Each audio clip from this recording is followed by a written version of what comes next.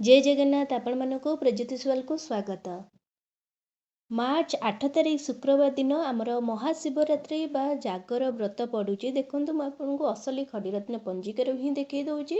मार्च 8 तारीख आमर शुक्रवार दिन आमर महाशिवरात्रि जहाँ को जागर पर्व कह जाए से दिन होची शिवंकर बड़ पर्व होची शिवरात्रि। तो से दिन आम मार्च 8 तारीख दिन पड़ी जो दिन आमर त्रयोदशी तिथि सहित चतुर्दशी तिथि मध्य रहुची। आपण माने जानचंती जागर माने जागिकिना रहिबा माने उजागरे आमे राति सारा रहिबा। आमे जदि राति सारा उजागरे रही शिव पूजा करिबा ताहले आपनकर सब मनोकामना पूर्ण हेई जिवो। आपण देखंतु थरे आउ सेई दिन आपण बाईगण खाइबे नाही।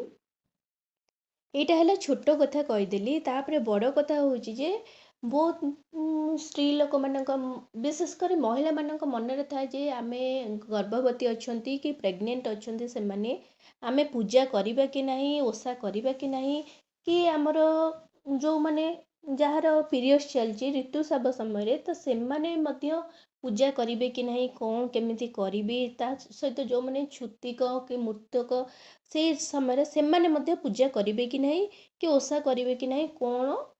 तो ये सब बहुत किछि थाए माइंड रे। तो चलो तो फास्ट कहबी जे गर्भवती महिला मानक कथा जो माने प्रेग्नेंट अछंती से माने ओसा करिबे कि नाही महाशिवरात्रि। देखंतु जागर होची बड़ पर्व मो हिसाब रे प्रेग्नेंट समय रे आपण जदि ओसा व्रत कले ता सहित आपण ग्रंथ बही पाठ कले ता सहित शुणिले तो सेटा आपण छुआ मानक पई बहुत भलो। कारण से आपनको गर्भरे रही सबू ज्ञान आहरण कर सारथिबो। तो तेणु करी आपण से दिन उपवास करिपारिबे नहीं। कारण उपवास करिया केबे भी संभव नुहे। जदि भी आपण उपवास करचुंती सेटा भी आपण भूल। कारण आपण गर्भरे गोटे छुआटे बढुची ताकू आपण उपवास रहउचंती आपण कष्ट हबनी किंतु ताकू कष्ट हबो तापरे आपनको कष्ट हबो। बाई चांस छुआर किछि हेइ जिवो कोन हबो। तेणु करी आपण पूजा करंतु से दिन निर्जला उपवास करंतु नहीं बिल्कुल भी। कारण आपण गर्भवती रहउचंती किंतु आपण पूजा कर परिबे पूजा कर परिबे। मंदिर जिबे कि नहीं मु परे आपन कहूची किंतु आपण पूजा कर परिबे। से दिन जेमती आपण फलमूल भोग सब पूजा कर परिबे। पूजा कर सारला परे आपण सेई भोग खाई परिबे पणा खाई परिबे। आपण फलमूल सफिशिएंट खाई परिबे खाई करी आपण रही परिबे। जदि आपण फलमूल खाई करी मध्य रही पारु नांती पणा पी करी रही पारनांती ताहाले आपण परोटा खाई परोटा पूरी डालमा खाई परिबे। किंतु से दिन बाईगण खाइबा मना। तो डालमा रे आपण बाईगण खाइबे नहीं। शुद्ध घीरे आपण छुंक करिवे बिना पियाज रसुण खाद्य खाइबे। किंतु से दिन अन्न भोजन करंतु नहीं। विशेष करी कहूची अन्न भोजन करंतु नहीं। परोटा पूरी डालमा ए सब करी खांतु। जेहेतु चतुर्दशी तिथि अच्छे बिरी मध्य आपण बिरीर पिठा बिरीर चकुली मध्य आपण खांतु नहीं। ठीक अछि। तापर रहिला गर्भवती महिला माने से दिन शिव मंदिर जाई परिबे कि नहीं। देखंतु मान्यता अछि जे मु आपन कहूची पुराण कथा जे मान्यता अछि केते जण कहंती हां जाई परिबे केते जण नाही कहबे। तो मोर मत मते जदि पचारे मु आपन कहबे देखंतु मान्यता अछि जे गर्भवती महिला माने विशेष करी भगवान शिवंक मंदिर जदि से माने गले ठीक अछि मंदिर से माने जाउचंती ताहाले सेई गर्भवती महिलार छाई कौन हुए भगवान शिवंक ऊपर पड़े। तापरे महादेवंकर शरीर भारी माने पूरा भारी हो जाए। ताको शरीर जेतिक ओजन थिबो आउर बेसी बहुत जहाको से सहय करि पारंतनी से रुष्ट हुअंती। तेणु करी से हिसाब रे देखले आपन को न जीवा माने बहुत भलो। ता सहित भगवान शिवंक पाखरे जो सर्पदेव अछंती तो से सर्पदेवंक आखि आगरे यदि कोनोसी गर्भवती महिला सामने आसीगले तो तांको आखि आगरे अंधकार हेई आसे तांको किछि देखा जाए नहीं से अंध हेई जाआंती। सर्पदेव मध्य सेति पई रुष्ट हेई जाआंती। तेणु करी कोन पई हमें जिबा आ कोन पई हमें महादेवंकु उपरे माने सी आम उपरे रुष्ट हेबे आम संतान संतति उपरे रुष्ट हेबे। तो तेणु करी मु आपन मना करबी जो माने प्रेग्नेंट अछंती से माने विशेष करी भगवान शिवंक मंदिर जाआंतु नहीं।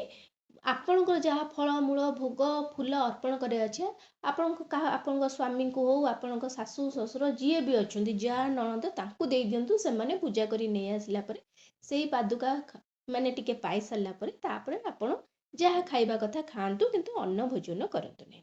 ଏଇଟା ହେଲା ପ୍ରେଗନେଣ୍ଟ ଲେଡ଼ିମାନଙ୍କ କଥା। ଏବେ ରହିଲା ଋତୁସ୍ରାବ ଯେଉଁମାନେ ଚାଲୁଥିବ ତ ସେମାନେ କ'ଣ କରିବେ ଦେଖନ୍ତୁ। ଋତୁସ୍ରାବ ସମୟରେ ବହୁତ ସେଟା ଅଶୁଦ୍ଧ ସମୟ ଆମର କୁହାଯାଏ, ମାନେ ସେଇ ସମୟରେ ଆମେ ପୂଜା କରିପାରିବାନି, ମନ୍ଦିର ଯାଇପାରିବାନି। କିନ୍ତୁ ଆମର ଦେଖନ୍ତୁ ଆପଣ ଯଦି 7 ଦିନ ହେଇଯାଇଛି ତ ଏକବାର ଆମ ଗୁରୁବାର ପଡ଼ୁଛି, ତ ଆପଣ ଗୁରୁବାରକୁ ଯେଉଁମାନେ 7 ହେଇଯାଇଥିବ ସେମାନେ ଓଷା କରିପାରିବେ। ମାନେ ଆମର ପୂଜା ହବ ଅଷ୍ଟମୀ ଦିନରେ, ମାନେ 8 ଦିନ ଠାରୁ ଆପଣ ମାନେ ପୂଜା କରିପାରିବେ। ଆପଣଙ୍କ ପିରିୟଡ଼୍ସ ଯଦି 8 ଦିନ ହେଇଯାଇଛି ତାହେଲେ ଆପଣ ପୂଜା କରିପାରିବେ, ମନ୍ଦିର ଯାଇପାରିବେ, କିଛି ଅସୁବିଧା ନାହିଁ। ଯଦି ବି ଆପଣ ଜାଗର ଦିନ ହିଁ 7 ଦିନ ହେଉଛି ତାହେଲେ ଆପଣ ଓଷା କରନ୍ତୁ, କିନ୍ତୁ ମନ୍ଦିର ଯାଆନ୍ତୁ ନାହିଁ। କାରଣ ଶିବ ମନ୍ଦିର ଅଲଗା ଦେବୀ ମନ୍ଦିର ହେଇଥିଲେ ଆପଣ 7 ଦିନରେ ଯାଇପାରିବେ, 6 ଦିନରେ ଯାଇପାରିବେ, କିନ୍ତୁ ଯେହେତୁ ସେଇଟା ହେଉଛନ୍ତି ଭଗବାନ ଶିବ, ତ ତାଙ୍କ ମନ୍ଦିର ଆମେ 7 ଦିନରେ ମଧ୍ୟ ଯାଇ ହେବ ନାହିଁ। ତ ଆପଣ ଶୁଦ୍ଧ ହୁଅନ୍ତୁ, ଆପଣଙ୍କ ଭୋଗ ଯେମିତି ଆଉ କାହାକୁ ଦେବା କଥା ଦେଇକିନା ପୂଜା କରିଦିଅନ୍ତୁ। ଯେମିତି ଆପଣ ଯଦି ନିର୍ଜଳା ଉପବାସ କରୁଛନ୍ତି ଉପବାସ କରନ୍ତୁ, ମନରେ ଭକ୍ତି ରଖନ୍ତୁ, ଘରେ ଜପ କରନ୍ତୁ, ଘରେ ମାନେ ଠାକୁରଙ୍କୁ ଡାକନ୍ତୁ, ପୂଜା କରନ୍ତୁ। ଘରେ ଆପଣ ପୂଜା କରିପାରିବେ, କିଛି ଅସୁବିଧା ନାହିଁ। କିନ୍ତୁ ଆପଣ ମନ୍ଦିର ଯିବେ ନାହିଁ, ମନ୍ଦିରକୁ ଆପଣ ପୂଜା ମଧ୍ୟ ମନ୍ଦିରରେ ଯାଇ ମନ୍ଦିରରେ ପୂଜା କରିବେ ନାହିଁ। କିନ୍ତୁ ଆପଣ ଘରେ ପୂଜା କରିପାରିବେ, ଠାକୁରଙ୍କ ଭୋଗ ମଧ୍ୟ ପାଇପାରିବେ। ଉପବାସ ଯଦି ଆପଣ ନିର୍ଜଳ ଉପବାସ ରହୁଛନ୍ତି ତାହେଲେ ମଧ୍ୟ କରିପାରିବେ।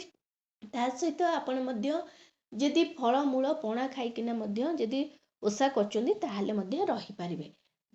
ମାନେ ଆପଣ ଭାବୁଥିବେ ମୁଁ ଏମିତି ଉପବାସ କଲେ ଆପଣଙ୍କୁ ଫଳ ମିଳିବ କି ନାହିଁ?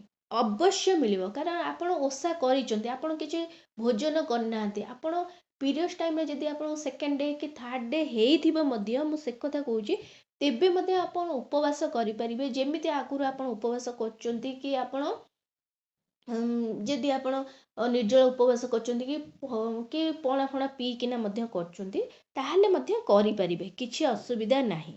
ଠିକ୍ ଅଛି। ତ ଯେଉଁମାନେ ମାନେ ପିରିୟଡ଼୍ସ ମାନେ ଯେଉଁମାନେ ଚାଲିଛି ତାଙ୍କ କଥା କହିଦେଲି। ଯଦି 8 ଦିନ ହେଇଯାଇଥିବ ତାହେଲେ ଆପଣ ଉପବାସ କରି ପ୍ରସାଦ ପାଇପାରିବେ, କିଛି ଅସୁବିଧା ହେବନି। ଯେଉଁମାନେ ଛୁତିକ ଚାଲିଛି କି ମୃତ୍ତିକ ଚାଲିଛି ତ ସେମାନଙ୍କ ସାଇଡ଼୍ରେ କ'ଣ ହେବ ଦେଖନ୍ତୁ। ସେମାନେ ତ ପୂଜା କରିପାରିବେନି, ମନ୍ଦିର ଯାଇପାରିବେନି, ତ ସେ ସମୟରେ କାରଣ 13 ଦିନ ଯାଇନଥିବ ଯଦି, ତ ଆପଣ କରିପାରିବେନି। କିନ୍ତୁ ଆପଣ ଉପବାସ କରିପାରିବେ।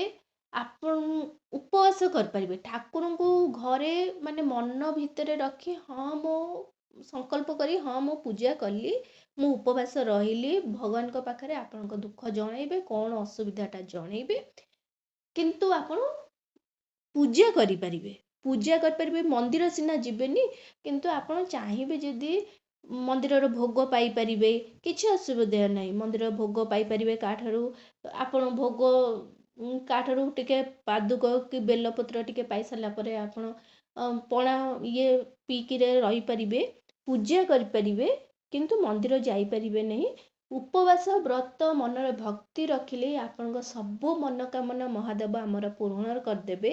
ଆପଣ ନିଶ୍ଚୟ ଦେଖିବେ ଯେ ହଁ ମୋର ଓଷା ସଫଳ ରହିଛି। ଆଶା କରୁଛି ଏବେ ଆପଣମାନେ ଜାଣିସାରିଥିବେ ଯେ ଆମର ପିରିୟଡ଼୍ସ ଟାଇମ୍ରେ କି ପ୍ରେଗନେଣ୍ଟ ଯେଉଁମାନେ ଲେଡ଼ି ଅଛନ୍ତି କି ଯେଉଁମାନେ ଛୁତିକ ମୁତିକ ଚାଲିଛି ସେମାନେ କେମିତି ଏ ବର୍ଷ ଜାଗର ପର୍ବ କରିବେ। ଆଶା କରୁଛି ଭିଡ଼ିଓଟି ଆପଣଙ୍କୁ ବହୁତ ପସନ୍ଦ ଆସିଥିବ। ଯଦି ଆସିଛି ତାହେଲେ ଏଇ ଚ୍ୟାନେଲକୁ ଜଲ୍ଦି କରି ଲାଇକ୍, ସେୟାର ଆଣ୍ଡ ସବସ୍କ୍ରାଇବ୍ କରିଦିଅନ୍ତୁ। ନମସ୍କାର।